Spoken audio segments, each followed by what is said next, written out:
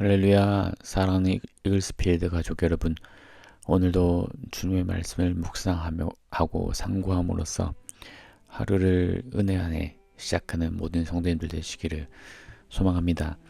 2023년 12월 12일 화요일 아침입니다.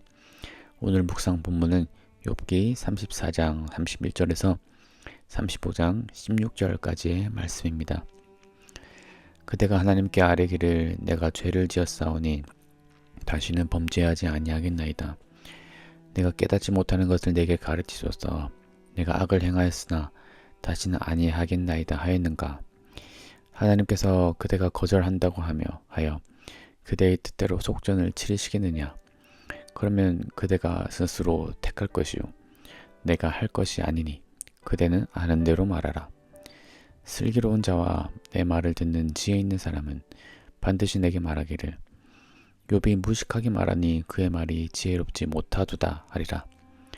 나는 욥이 끝까지 시험받기를 원하노니 이는 그 대답이 악인과 같음이라.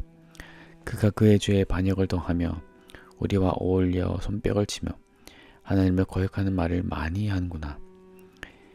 엘리후가 말을 이어 이르되 그대는 이것을 합당하게 여기느냐. 그대는 그대의 의가 하나님께로부터 왔다는 말이냐.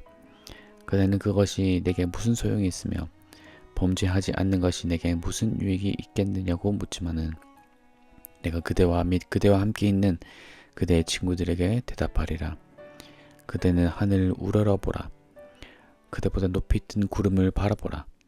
그대가 범죄한들 하나님께 무슨 영향이 있겠으며 그대의 악행이 가득한들 하나님께 무슨 상관이 있겠으며 그대가 의로운들 하나님께 무엇을 드리겠으며 그가 그대의 손에서 무엇을 받으시겠느냐. 그대의 악은 그대와 같은 사람에게나 있는 것이요 그대의 공의는 어떤 인생에게도 있느니라. 사람은 학대가 많음으로 부르짖으며 군주들의 힘에 눌려 소리치나 나를 지으신 하나님은 어디 계시냐고 하며 밤에 노래를 주시는 자가 어디 계시냐고 말하는 자가 없구나.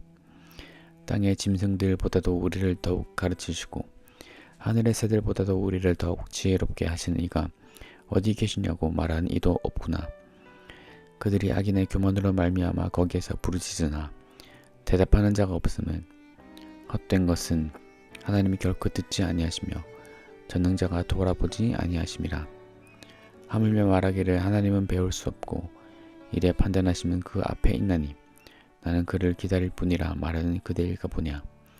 그러나 지금은 그가 진노하심으로 벌을 주지 아니하셨고 악행을 끝까지 살피지 아니하셨으므로 욥이 헛되이 입을 열어 지식 없는 말을 많이 하는구나. 아멘. 오늘 본문에서도 엘리후가 계속해서 말을 이어가고 있습니다. 엘리후는 새 친구들과 다른 의견을 가진 것처럼 멋지게 등장하였지만 그의 논리를 따라가다 보면 결국 엘리후도 욥의 새 친구와 같은 인과응보의 논리에 갇혀 있음을 알 수 있습니다. 그는 계속해서 욥을 향해 회개해야 한다는 것을 강조합니다. 욥의 입장에서 이 상황을 생각해 보면 계속 똑같은 논리의 얘기를 반복해서 듣는 것이 욥에게도 얼마나 고통스러울까 생각이 들기도 합니다. 시간이 얼마나 지나가고 있는지도 알지 못하는 상황에서 욥은 자신의 편을 들어주고 격려해주는 사람은 하나도 없고 오히려 주변 친구들로부터 책망과 또 옳지 않은 말들을 계속해서 듣는 이 시간들이 매우 고통스러운 시간들이었을 것이라 생각이 듭니다. 이제 엘리후는 계속해서 욥에게 회개하라고 말합니다. 욥의 말이 악인의 말과 같기 때문입니다. 34장 36절에서 이렇게 말하고 있죠. 나는 욥이 끝까지 시험받기를 원하노니 이는 그 대답이 악인과 같음이라. 욥의 대답이 악인과 같다고 말하고 있습니다. 또 그가 그의 죄에 반역을 더하며 우리와 어울려 손뼉을 치며 하나님을 거역하는 말을 많이 하는구나. 하나님께 대하여 불평하고 원망하는 욥을 향하여 그것이 악인의 행동과 같다라고 말을 하고 있는 것이죠. 또 계속해서 엘리후는 이렇게 말합니다. 35장 2절에서 이렇게 말합니다. 그대는 이것을 합당하게 여기느냐. 그대는 그대의 의가 하나님께로부터 왔다는 말이냐. 이 말은 그대의 의가 하나님께로부터 왔다는 말이냐. 풀어서 말하면 욥 너가 하나님보다 의롭다는 말이냐라는 말로 해석할 수 있습니다. 욥이 지금 주장하고 있는 것이 너 지금 하나님보다 의롭다고 지금 주장하고 있는 것이냐라고 반문하고 있는 것이죠. 또 3절에서 이렇게 말합니다. 그대는 그것이 내게 무슨 소용이 있으며 범죄하지 않는 것이 내게 무슨 유익이 있겠느냐고 묻지만은 여기서부터 본격적으로 엘리후의 또 논지가 시작되고 있습니다. 이것은 굉장히 중요한 질문입니다. 그는 이 문제를 다루면서 자신의 말에 주요 초점으로 삼고 있기 때문입니다. 여기서 엘리후는 욥이 말한 것을 인용하고 있습니다. 34장 9절에서 욥이 말한 것을 인용하고 있는데 그때 욥은 이러한 식으로 말했습니다. 내가 회개하고 경건한 삶을 살기 위해 애쓰는데 이러한 내 선에도 불구하고 선을 행함에도 불구하고 이렇게 끔찍한 고통을 내가 경험한다면 무슨 의미가 있습니까? 최소한의 축복 대신에 이러한 끔찍한 고통을 겪어야 한다면 그것은 나에게 어떤 의미가 있겠습니까? 라고 욥이 스스로 말한 것을 엘리후가 인용하고 있는 것입니다. 엘리후는 이것에 대해 아주 강하게 질책하고 있는 것이죠. 그를 향해 동정하지 않습니다. 그를 격려하거나 그를 응원하지 않습니다. 그를 향해서 지금 이 모든 말들이 악인의 말과 같다라고 말하고 있는 것이죠. 또한 엘리후는 상징적인 권면으로 또 5절부터 시작합니다. 그는 이렇게 말하고 있습니다. 하늘 높이에 있는 광대한 하늘과 너에게 아주 먼 곳에 있는 저 구름들을 잘 살펴봐라. 하나님의 초월성을 생각해 보라는 것입니다. 그분의 거처가, 그분이 계신 곳이 우리의 손이 닿지 않는 곳에 있다는 것을 생각해 보아라. 그분은 이 인간 세상을 넘어서 살아계신다. 우리가 이 지상에서 무엇을 하든 그곳에서 그 하늘에서 일어나는 일은 변하지 않는다. 우리가 여기서 어떤 죄를 저지르든 어떤 선을 행하든 구름은 이전과 마찬가지로 계속될 것이다. 우리는 하늘에 영향을 미치지 못한다. 왜냐하면 그것은 너무나 멀리 있기 때문이다 라고 말을 합니다. 그러면서 6절과 7절에서 이렇게 말하고 있습니다. 너가 아무리 죄를 지어도 하나님께 어떤 영향이 있겠느냐. 너는 그분에게 고통을 주거나 그분의 본질을 손상시킬 수 없다. 또 7절에서 말하는 것은 이렇게 해석할 수 있습니다. 너가 아무리 선하더라도 하나님께 빚진 것을 만들 수는 없다. 하나님은 너의 선한 행동을 필요로 하지 않으며 너의 선한 행동이 그분에게 무언가를 주는 것도 아니다 라고 말하면서 욥을 강하게 질책하고 있죠. 결국 욥의 죄와 욥의 선행이 하나님께 아무런 영향도 가지 않을 것이다 라는 이신론적인 발언을 하고 있는 것입니다.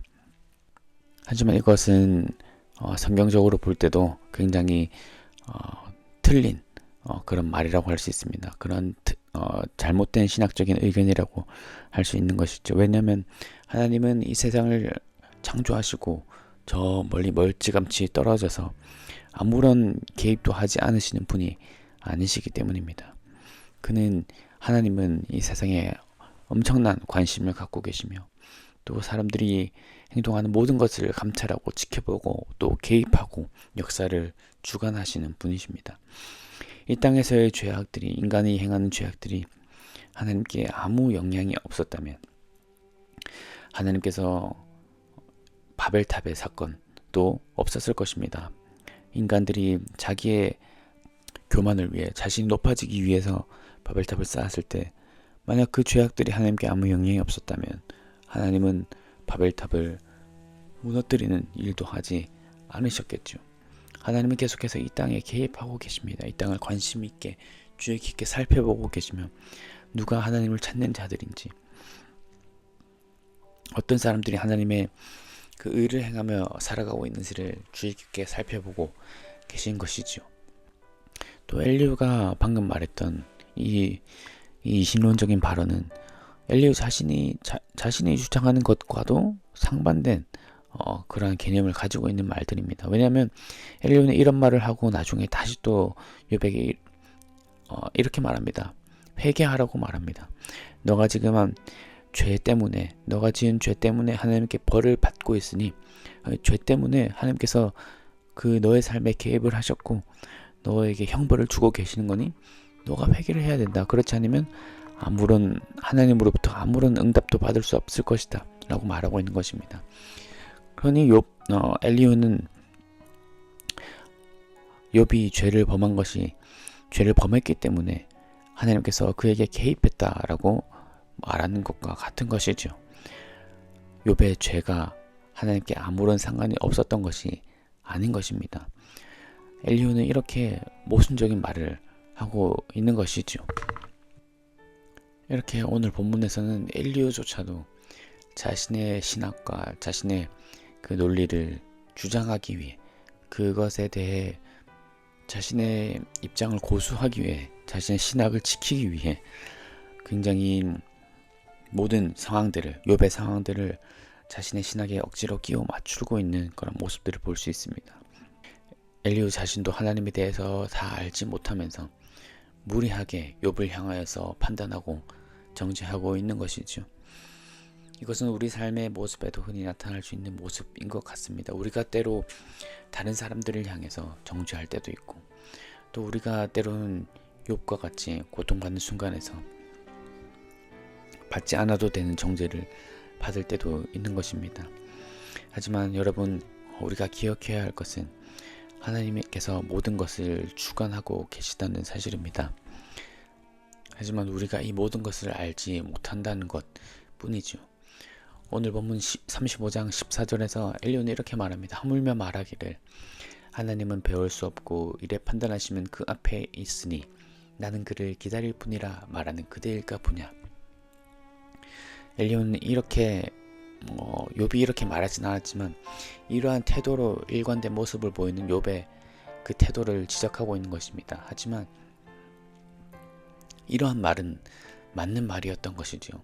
하나님은 배울 수 없습니다. 우리의 눈으로 배울 수 없고 헤아릴 수도 없습니다. 그리고 이래 판단하시면 그 앞에만 있습니다. 우리가 모두 헤아릴 수 없는 것이죠. 이처럼 우리 삶 속에서도 하나님께서 행하신 모든 일들을 우리가 알지 못합니다. 왜 우리에게 이러한 고통이 있는 것인지, 왜 우리에게 이런 고난이 있는 것인지 우리 모두 다 알지 못합니다. 하지만 우리가 다 알지 못한다고 하여서 답이 없는 것은 아닌 것이죠. 하나님의 그 계획을 우리가 셀 수 없고 그분의 모든 뜻을 헤아릴 수 없는 존재가 바로 우리의 인간이라는 존재이기 때문입니다. 그러므로 오늘 하루도 하나님을 믿고 의지하며 나아가는 모든 성도님들 되시기를 소망합니다. 우리가 다 이해할 수 없더라도 그것을 자꾸 판단하려고 하지 말고, 그것을 자꾸 뜻을 알려고만 하지 말고, 그래서 엘리야와 같이 논리적인 모순을 갖게 되는 결과를 낳는 것이 아니라 오히려 그분의 뜻을 묵묵하게 바라보고 인내하는 욥과 같이 그러한 모습을 견지하는 우리가 되어야 할 줄 믿습니다. 하나님은 우리의 생각보다 크신 분이시고 우리가 계획하는 계획보다 더 큰 계획을 갖고 계신 분이시기 때문입니다. 그러므로 오늘 하루도 이러한 크신 하나님을 의지함으로 말미암아, 이러한 크신 하나님을 더욱더 신뢰함으로 말미암아 우리 마음 가운데 그분을 향한 사랑과 그분을 향한 신뢰가 더 깊어지는 오늘 하루 되시기를 주님의 이름으로 축원합니다. 기도하겠습니다. 주님 감사합니다. 오늘도 욥기의 말씀을 통하여서 또 우리에게 이렇게 말씀하여 주시니 감사합니다. 오늘 말씀에서 보았던 것과 같이 하나님은 모두 헤아릴 수 없는 분입니다. 우리가 셀 수도 없는 분입니다. 주님, 우리에게 이러한 지혜를 허락하여 주셔서 우리가 하나님을 더욱더 신뢰하며 나아갈 수 있도록 도와주시옵소서. 오직 하나님만이 우리의 구주이시며 우리의 주관자이심을 믿습니다. 하나님, 오늘 하루도 그분을 신뢰하는 그 마음, 믿음 우리 가운데 허락하여 주셔서 오늘도 그 안에서 누리며 평안하며 은혜로운 하루가 될 수 있도록 주님 도와주시옵소서. 감사드리며 예수 그리스도의 이름으로 기도드렸습니다. 아멘.